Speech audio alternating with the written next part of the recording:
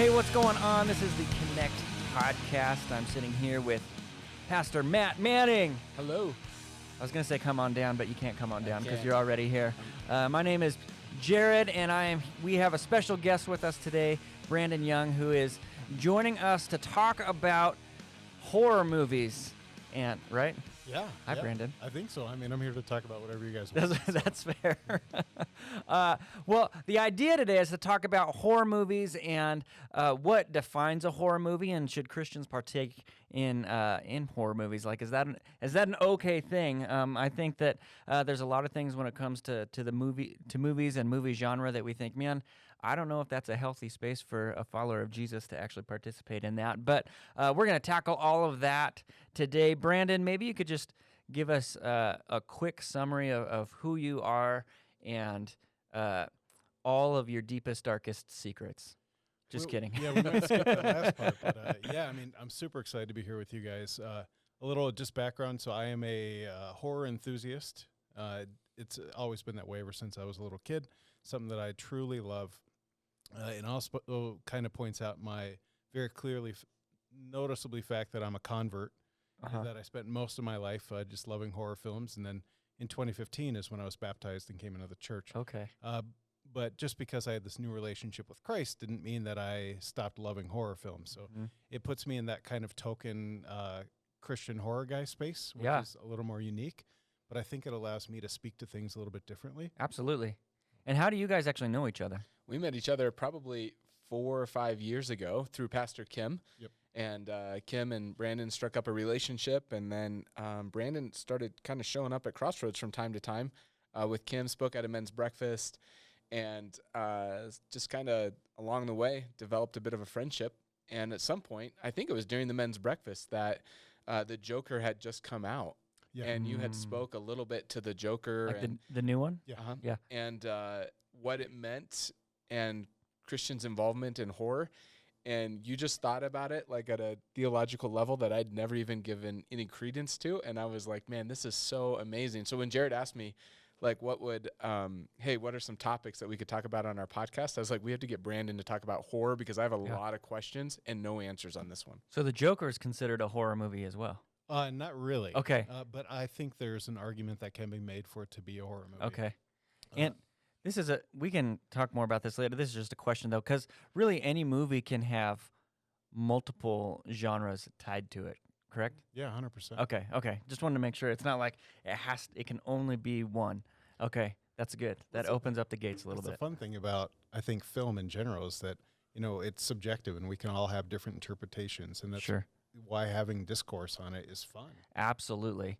Well, there's a movie that has been out for a while, and the second one just came out, The Quiet Place. The Quiet Place 2 just came out, and I know that for me, when I first watched The Quiet Place, in my head, I never would have thought of it as a horror movie, but that's how it was categorized. And so we'll talk about that a little bit more in just a minute, but we've all seen The Quiet Place, right? Yep. And Matt, you liked it?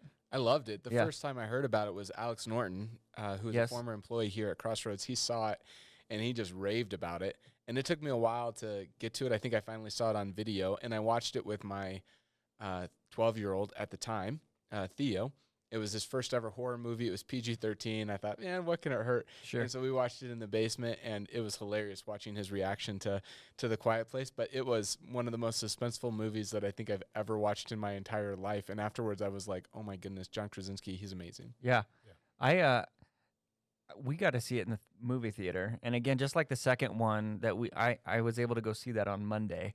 But just the sound that they did in it was just incredible. And I had heard from other people that, especially watching the first one, and where it's so quiet that you can actually hear sound coming from the other movies playing in the theater, and that was absolutely true, which was an interesting experience. You just don't think about that when you go to the movie theater. Yeah, it was pretty intense. I remember sitting there and the entire theater being quiet. Yeah. And you never hear that. I mean, there's always noise. Like, people weren't even eating their popcorn. It's like everyone's waiting for like that scene to happen. And then if there's a little noise, they eat really fast. Or something. And that's not a common thing today. Yeah. And I know that this became really popular too. Putting your finger over your lips. We do that all the time. because that's like the iconic. I feel like there needs to be a John Krasinski shirt with him putting his finger over his mouth, telling you to be quiet. That would be a bestseller. Wouldn't that be a bestseller? Do it. Free market, man. That's right.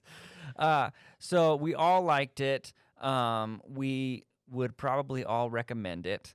But that leads me into the question of what makes a horror movie a horror movie? Because as I'm watching both The Quiet Place and The Quiet Place 2, which the opening segment of The Quiet Place 2 was incredible. Yeah, my watch told me to breathe 3 times in the first 10 minutes. Yeah. And my wife and I decided, so John Krasinski's in that little opening section, and we decided that he just couldn't not be in his own movie, and so he had to write in a scene so that he could be there, which is cool. Yeah. But the sound design of that opening scene was amazing as well. So please, if you haven't seen it, go see it.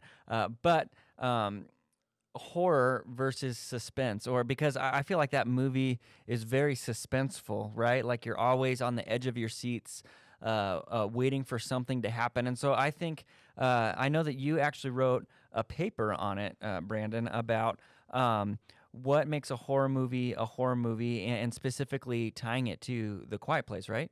Yeah, sure. I mean, there's a couple different things, right? Because we can, again, with things being open for interpretation, right? I think it's pretty clear to me when I watched A Quiet Place, I was like, this is a horror movie, because I'd say the difference between horror and, let's say, a thriller, because I think suspense is an element that can be in any Thrillers movie, always have Michael Jackson in it. especially the songs. That's right. in Thriller.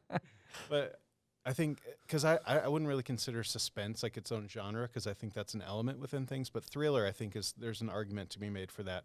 But I think the difference with thrillers and with horror films is that it's kind of what the perceived risk is coming from. And I think this does a good job of showing both, where there's very real human elements for that suspense, right?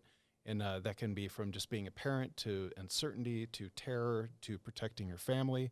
But then the fact, combined with all that, on top of that, there's a supernatural element. So for me, when the risk is supernatural or pure evil, I think that's when it can kind of jump more into the horror space. Super evil? Super evil. That could be a whole new category. Yeah. Yes. Can you give an example of a thriller movie as opposed to a horror movie? I mean, I think David Fincher, I don't know if you're familiar with David Fincher, but he's one of the goats of thrillers. Okay. But he did movies like The Game with Michael Douglas. Okay. He did Zodiac. He did a bunch of, really pretty phenomenal films. But I think The Game is a good example. Maybe even Seven. Yeah. I don't know if you're familiar with the Brad Pitt film Seven. That has some really horrific elements, and I think that one can kind of cross the border a little bit. Sure. But again, I think it's depending on what the adversary is. I think that's what kind of defines Sure. horror. And I think that there's, certainly you can have differing definitions of what is supernatural. And so, certainly with, in regards to The Quiet Place, is something that we don't know what it is, whether it's an alien or is an alien, would that be considered supernatural? Yeah, I think anything above the natural world, I think we as Christians acknowledge the supernatural because God is above the natural world. Sure. That in itself is supernatural. So I think there could be a rabbit hole of things that you could Sure. go down with. Sure. I'm just curious if an alien is supernatural, because, hey, there's all this talk about UFO stuff now, right? That's right. It's Like everywhere. legitimate UFO stuff. That's right. It makes it crazy. Yeah. But if it is something that exists, is it still supernatural, or is it just an alien? What about like Alien, the movie Alien, or Predator? Your favorite movie, Annihilation? Remember when I that had was you? a terrible movie. No, it was great. So, did you see that one with Yeah, Natalie Portman? Did you like that Oh, I movie? loved it. Oh yeah. man, I thought Oh, it was man. so great. Yeah. And That I was came out and I terrible. was like, there was just this one moment. And so I told Chip, who's a big movie buff here, we should have had him on too. He would have added all kinds. And Tim, like, you have to watch this. And Chip went and watched it and loved it. And then we were talking about it, and Tim still hadn't. And Jared was in the car, and I was like, man, you guys got to see this. Like, it is just this, like I don't even know how to explain what I'm watching.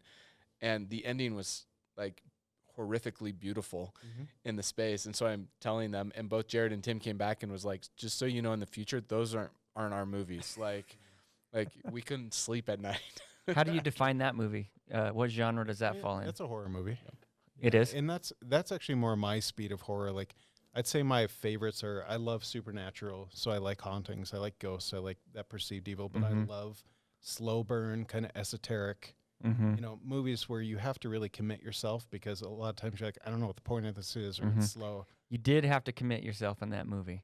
Yeah. That's for sure. Yeah. I'm in this thing now. I'm not turning it off. We're going to finish it. I don't care. Oh, With man. the covers over my head or not. That's right.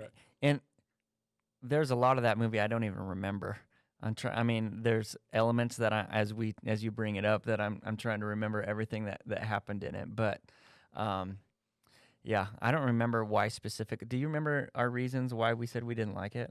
You just both said that you were incredibly scared. Oh, okay. And that you didn't need to watch. Oh anything yeah, like that I think ever it was that one beastly thing was pretty terrifying. The beast was terrifying. Yeah. Yes. So I know, like I said a little bit ago, Brendan, I know that you wrote a whole paper on The Quiet Place and why is it a movie. Do you want to maybe pull out specific examples from? I mean, obviously, what you just said, the element of the mystery of whatever it is that's attacking them. That if you haven't seen the movie, they're what would you call? I mean, they're aliens, right? Or whatever that come in and they attack you based on hearing sound.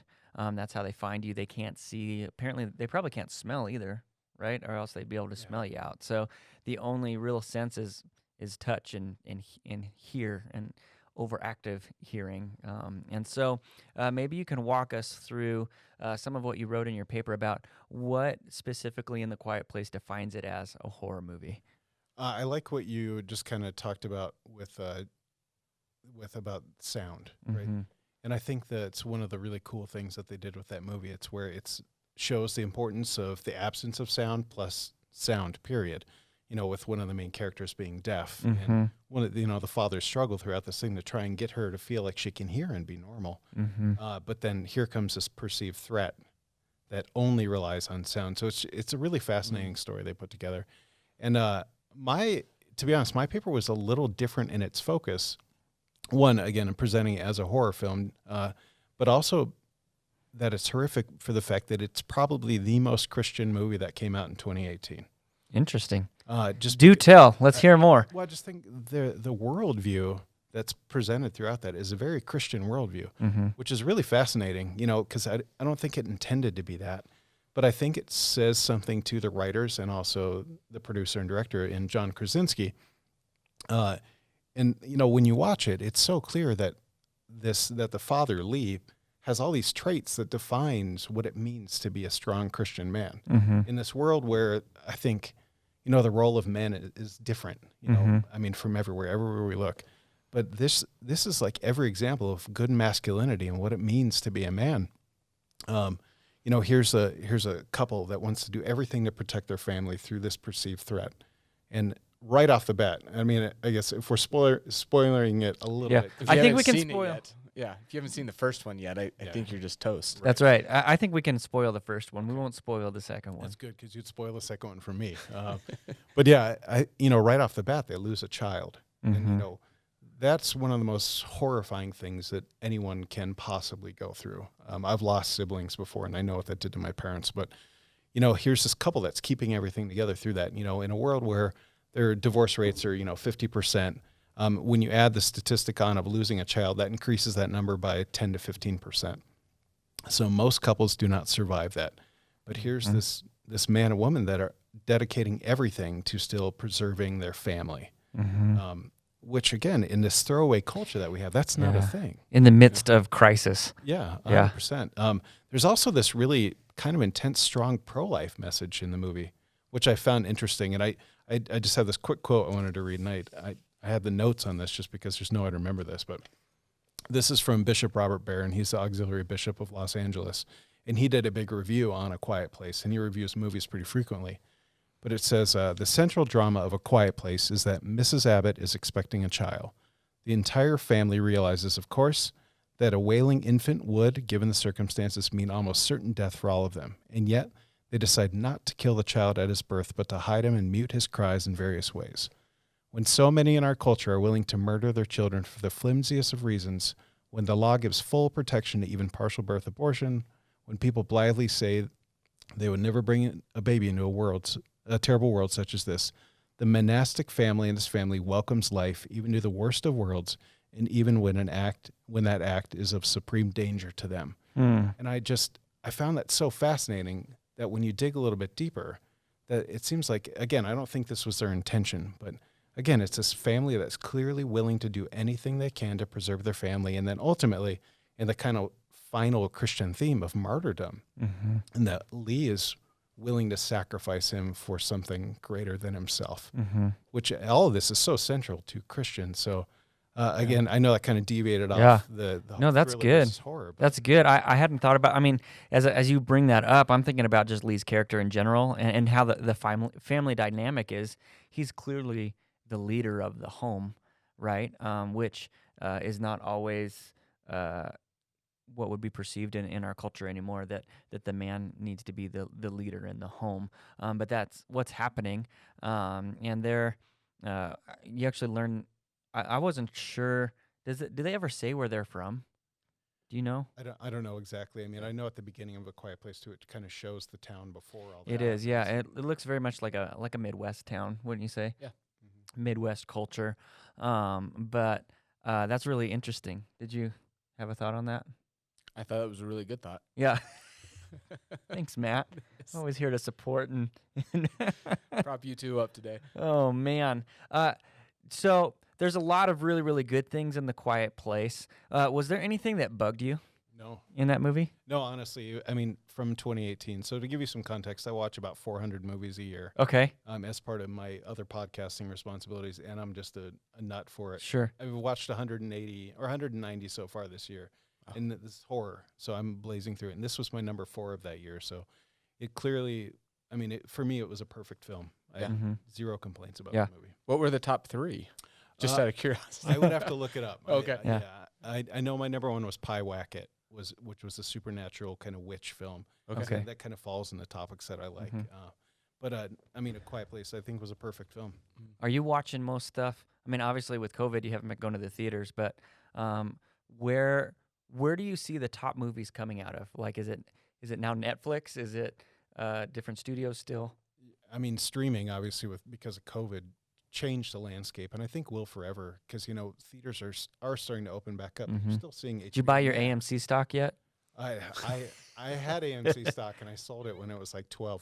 Yeah. And I'm got a little fear of missing out now. Yeah. It's all gone. I bought 1 share, and it was just before the big spike, so I bought it for I think $16, and then it jumped to $73, and then it fell to $50. And I sold it at 50, and now it's kind of climbing back up. But I was like, hey. It's a good Chick-fil-A meal. Yeah, I made $20 today with my 1 share of AMC stock. Sorry, continue. No, you're good. I don't remember what the rest of your question was. You were talking about Something where, about where are the really good movies coming out of? Sure. I mean, for horror specifically, there's a streaming service called Shudder. Okay. And I think it's owned by AMC, and it's $5 a month as all these incredible horror films on it. But I mean, it's amazing the kind of stuff and the quality of content that we're getting. I mean, Netflix obviously, but I mean, looking at Amazon Prime is pumping out original content, Hulu. I mean, all these, they're all putting out stuff. But again, the fact that a movie that would be dropped in the theater is now being pushed to a theater and HBO Max at the same time, or things like that. It just shows that we're in for a whole new ballgame when it comes to film. Do you think Disney's model is working? Where they're like, hey, pay an extra $30 and you can watch this movie early? They keep doing it, so obviously they're not in the market of losing money. That's true. Yeah, some people are. I'm not doing it. Me either. And I'm especially with the last one. I'm probably going to do it for Black Widow because I did the math, and it's cheaper for me to watch Black Widow at my house with my family than to take my family, which they'll all want to see it. Yeah. In the theaters. So they're going to do the same thing where you can pay $30 and watch it early. Yeah. And do you get it forever once you pay for it? It's not like you get 24 hours. Nope.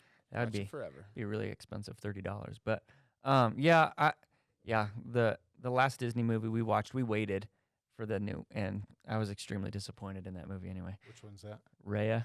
Oh, and the I Last got bored Dragon. with or that the- one. Yeah, It took me 3 or 4 times yeah, to get it through was rough. Not like Soul. I don't know if you saw Soul, the one that was Soul was really good. I that was didn't see Soul yet. incredible. Yeah.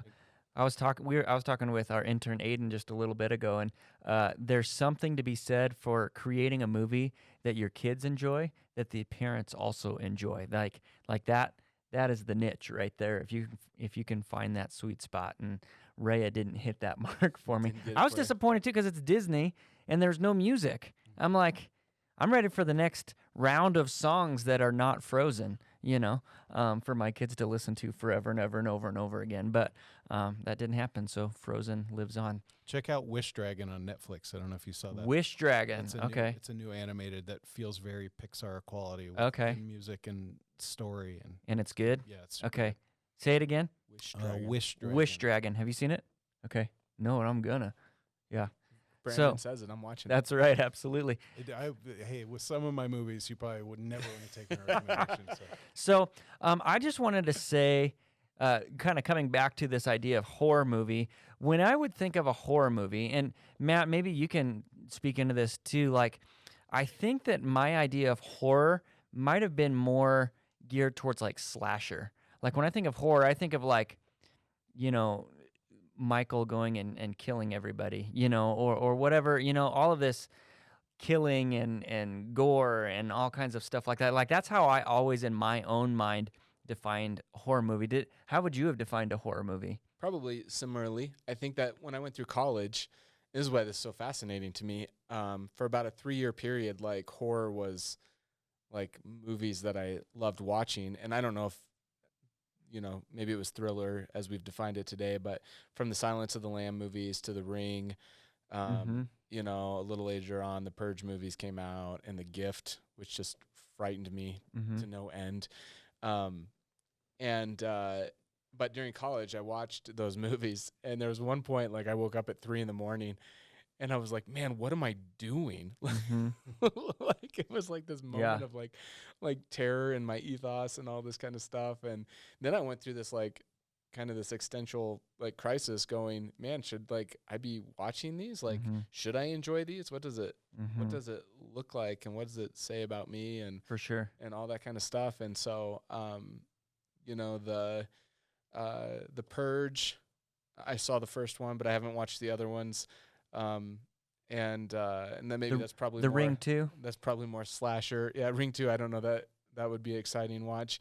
The Conjurings, those are like way too close to home in terms of being in the pastoral ministry. Like, right. When we get into the demon side of things, it's like, I don't need to entertain that space. That when it becomes something that I feel like could be real, I think that's when it terrifies me more, because I'm like, there's potential for this to actually happen. Right. And that is that something that we should be saying. I don't think that the idea behind the movie creators are going, hey, we just want you to make you aware of these things that could possibly happen. I'm sure it's for entertainment value and glorification of that. And so I think that to me is where I start to wrestle with, is that good? Is that bad?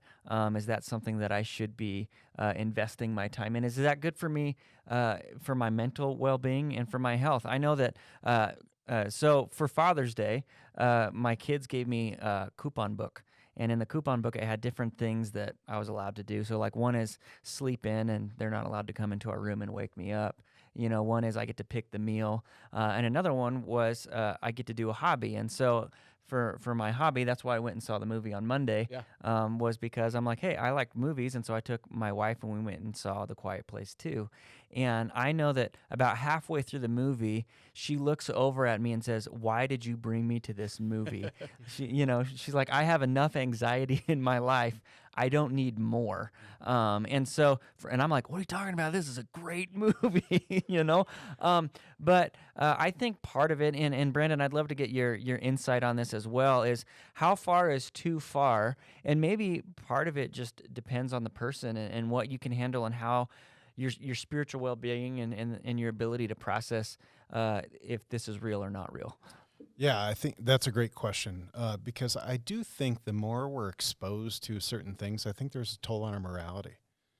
And so, especially with some of the more extreme horror films, I mean, the ones we're talking about are very Minor. they're very tame compared to what's out there. And there are things that I've seen that I feel that are bad, and I don't ever want to see them again. I would never let my kids see them. Mm-hmm. But I do think there's still, as a Christian, there's things that I can do to make there still be a purpose behind that. Mm-hmm. And that's part of, since my son and I have been watching horror movies ever since he was a little kid. So he saw The Ring when he was probably 6. And he's seen, and then The Conjuring and Insidious and all those other kind of films. And now that he's a teenager, I think we can look at some different ones. But something that I've always felt is important is that we kind of discern what the point of the movie was and what it is. And we actually, my son and I have a podcast that we do together. That's cool. And it's called He's Gonna Need Therapy. Uh-huh. Just with the joking that I'm showing him That's things that are awesome. probably inappropriate for his age. But How old is he now? He's 13. Okay. So I think there is a way, though, that, with these things, is it inviting, again, things that are bad for morality or things that are evil. I think as Christians, we can try and unpack what it really means. Because I think as parents, especially as Christian parents, we have this thing. It's like we want to protect our kids from things that we know are bad, whether through our experiences or through scripture or wherever we learn that from. But I think a lot of times what that does is if we keep them away from that, what happens when they encounter that stuff on their own? So I think it's important that we say, like, hey, here's some things that you may encounter that may be difficult, but here's a way that you can deal with it. And so I think that's the truth with horror films, is that they let us, and part of why I love horror films, is that it lets us experience things in a way that's safe and that allows us to think about, what would I do in this situation? Or like, how does my worldview, my Christian worldview, apply to these things? And some of those things are completely ridiculous. Like when you talk about slasher films, I even have my Michael Myers socks on today. Yeah, I wore them perfect for this. But, there's some things that are like, all right, this isn't going to happen, or this, ridiculous plot line. But there's still things that we can learn from that. Texas Chainsaw Massacre. Yeah. I mean, I love Texas too, but not a big fan of Chainsaw Massacres. Yeah. So, but again, there's things that we can learn from these. And again, I think as a Christian, I think that's part of my responsibility as a parent, is to say, like, look, there are things out there that will make you uncomfortable, but here's how you can deal with it, and here's how you can apply those lessons that you've learned. Yeah. And that's throughout everything, right? I mean, that's we talk about that as well. I think that at least for us as parents, I think sometimes we're too quick to push them into things that maybe they're not yet ready to handle. We're like, and I can use the excuse of, oh, we're just teaching you how to handle it, but really, maybe I'm not being as discerning as I should. But I'm right there with you, that if we're not teaching our kids how to handle things in an appropriate way, well, then they just turn 18, they go off to college, and who knows what happens. They're going to do it themselves. That's right. Yeah. But if we can take our experience in that, and even again, if it's like watching this ridiculous slasher movie, you can say, like, okay, well, what did we pick out? Or you could say, like, that was ridiculous, and my son will look at me like, that's so dumb. And so again, it's like there's a way to process through. Sure. When I first took him to a haunted house when he was a kid, I taught him to laugh at when they jump out. Like, how ridiculous is it that every 5 feet someone's jumping out at you? And so that kind of shifted his mindset to where, like, that's funny. The fact that someone's getting paid to just jump around corners at me. So it took away the fear. So again, I think if we can look at these things as like, this is clearly fiction, but we can still gain something from it. That's kind of an interesting thought too, is like, I don't really enjoy, like, being scared is not something that I'm like, that's awesome. I love being scared. But there's people out there that really enjoy it. Like, they love that emotion. I wonder if there's psychology behind that. I'm sure there is. In real life, I don't love being scared. I have a very high fight or flight, and mine is way more towards fight. So I worry that I'm going to punch that guy that jumps out and scares me. So is my wife's. Okay. I've been punched many a time. I'd say probably the same from my wife as that too. So yeah, I'm with you. So maybe Brandon, if you could help, like, walk through, because I think that when it comes to horror, like, two things that are true in our culture is, one is that that is a part of the regular conversation. So the new Conjuring movie that just came out, like, you can go to CNN or Fox or Yahoo News, and there are articles being run on the Conjuring and the reality or lack of reality from whatever the journalist's point of view is, in terms of demon possession and oppression in the world that we exist in. Like, it's a part of the national conversation, or at least it was a couple of weeks ago. Can you just give a quick background in case somebody doesn't know what The Conjuring is? Yeah, it's a series of movies based on a couple who were basically like demon chasers in the 70s. Is that what it was? Yeah, Ed and Lorraine Warren. So they were demonologists and would work with, with various Catholic dioceses to investigate hauntings and exorcisms and things like that. Yeah, and so they've put those into, I think this is the third movie. Is that right? Is it a trilogy? Yeah, I think this is the third one, I think.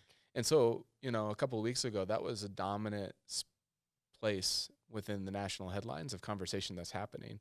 And what was absent from most of it, or a lot of it, was Christian thought behind it in terms of what this is. And so Hollywood's taken this, story from this couple, and they've done what Hollywood does and, grandized it and all this kind of stuff. But what was missing was actually the Christian perspective on this in this space. And so, like, I think that that's an important part, particularly when it comes to some of the horror at the supernatural level like that, where there probably should be conversation, because whether we admit it or not, our people are watching it.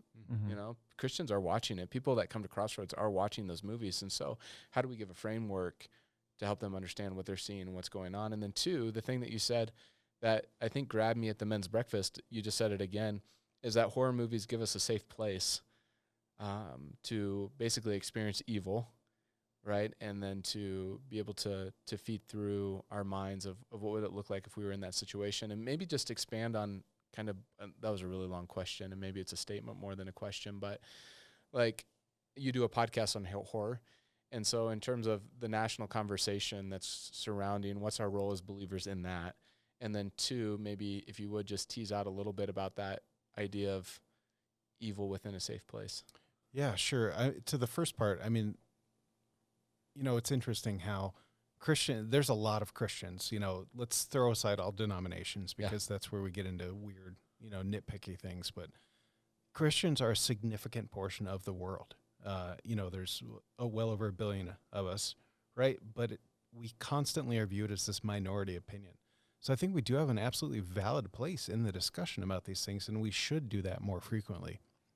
And I wish we did. With things that, when it comes to morality, I think that's where people get a little sticky on, what our role is, whether it's okay for us to give our opinions. For stuff like this, I think, one, with the Conjuring films, Ed and Lorraine Warren's stories are based off of their stories. I can't speak to authenticity. I mean, I know people that have been to their house when it was the museum and seen all the things, seen the Annabelle doll and stuff like that. And surely there's been embellishment. But I do think there's a real room for Christians to then talk about, what does evil look like when it becomes manifest with people? And before this, I mean, let's go back 40 years. Look at The Exorcist. That was a cultural phenomena. And, The Exorcist was based off stories of an actual exorcism too. But I also think it was a reflection of what was going on in the culture at the time. The 1960s was for the Big C church, for all Christians, was a really confusing place, because you had the sexual revolution, you had, Vatican II within the Catholic Church, where it was switching directions. And so there was a lot going on in Enter the Exorcist, about a young priest who is almost having this crisis of faith until he's presented with real evil.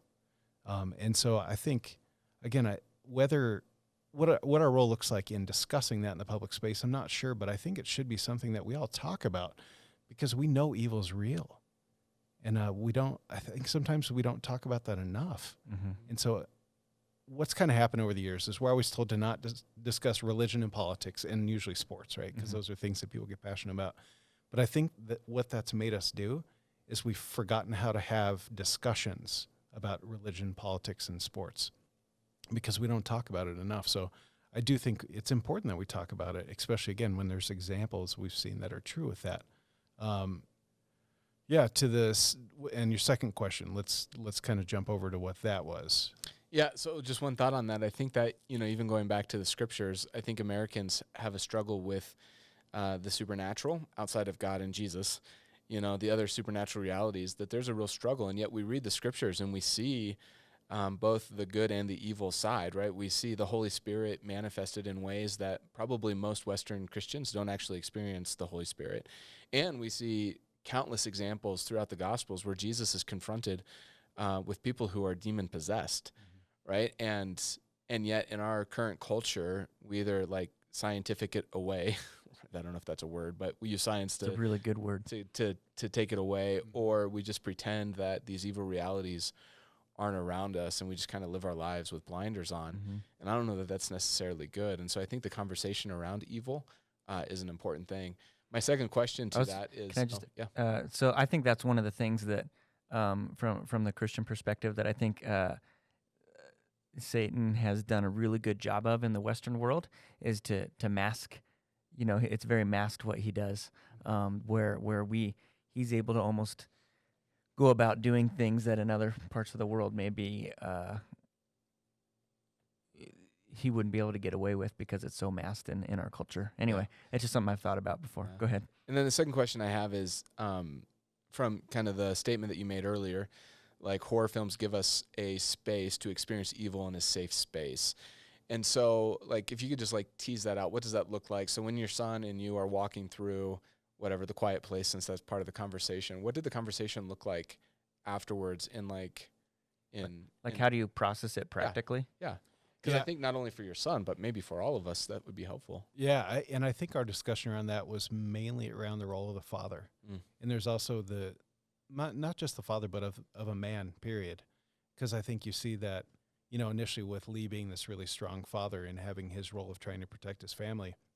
But then as things kind of go haywire towards the end, then the role of the son and then playing what his role in the family. So I think most of our discussion was around, like, what does it mean to be a man and a father? You know, because Lee is demonstrating all the things that those good qualities. You always hear terms like toxic masculinity and things like that. But masculinity isn't toxic. There's toxic people, and then there's good people.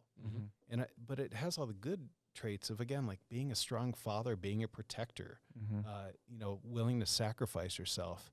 And so that's where our kind of discussion went on that. And then, you know, he has a little brother now, and who was born in 2017. So I think him now seeing, like, his role of being a protector towards his little brother, who he loves more than anything in the world. They just have this intense connection. But now I think he's starting to see that responsibility. And as he grows, he wants more of that responsibility. And I think those are the things that we need to teach people. And, you know, in A Quiet Place specifically, that's something that you can discuss, is like looking at the role of these parents. And I don't mean I keep talking about masculinity, but also with the role of the mother. I mean, just being this strong force of keeping this family together and just, again, being this vessel for new life is so inspiring and so powerful. So I think there's a lot of things you can unpack for that. Again, there are some movies that are way too ridiculous, and basically you're less gonna be like, okay, don't like walk into a dark room by yourself, like don't go drinking in a haunted house, you know, on Friday the 13th. Like there's those. Don't run into a room full of knives. Yeah. Totally. So throwing those things away, I think most movies we can still kind of get something out of like that, and I think this is such a good example of it because of how strong the parents and their role as protectors are. Are there Christian horror movies? I mean, there's got to be some. I don't know of any that are overtly Christian in name. Yeah. Again, I think there's ones that maybe unintentionally have a Christian worldview. Sure. But I don't know of any specifically. I mean, I feel like Christians would be able to make really good horror movies. I mean, like Saw. Yeah, well, where you see the complete not the Thrasher stuff, but or Thrasher. Not the. I don't know. I just feel like Christians should have an insight to the supernatural. If at anything, at the end of the day, when you watch a horror movie, and even into the Thrasher kind of genre, I think it just reminds us that there is no depth of sin in our space, right? Like there's part of, you know, the Purge movies that there's.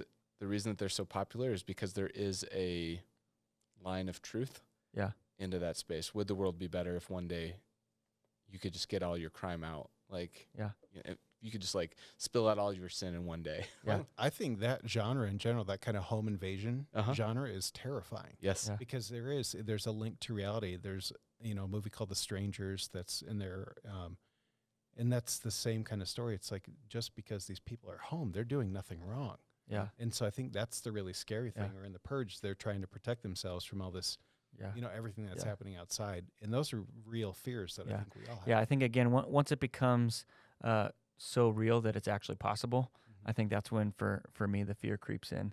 We had to stop watching the show Criminal Minds Mhm. because we were like, man, this is just giving people ideas. Like these are all possible things that could happen. But hey, Brandon, I really appreciate you coming and sharing your thoughts with us. I wanted to give a shout out again to your podcast. Tell me the name of it again. Yeah, sure. So I 2 shows. My main show is called The Anatomy of Fear. Okay. That's where myself and my co-host Alan, we kind of look into more cultural topics. So again, I mentioned The Exorcist. We did a whole almost 3 hours just on The Exorcist and what was happening in society, and then so we're kind of digging deeper in. And then my show with my son, which is the one I do the most, because the other one we're kind of like a biannual podcast at this point. But my son and I do it about once a month or so. Okay. Cool. And that one's called? It's called He's Gonna Need Therapy. He's Gonna Need Therapy. Awesome. Well, hey, guys, thank you so much for checking us out today. Please check out those podcasts as well if you want to continue to dive more into horror and how you can process that in a healthy way as a follower of Jesus, and also just being able to learn more about the ins and outs of the horror genre. So, Brandon, we really, really appreciate you coming here. Please check out our Facebook, our YouTube, everything else that we have going on online. We have good stuff always coming out. So, Matt, good to be with you again, and we'll see you guys next time.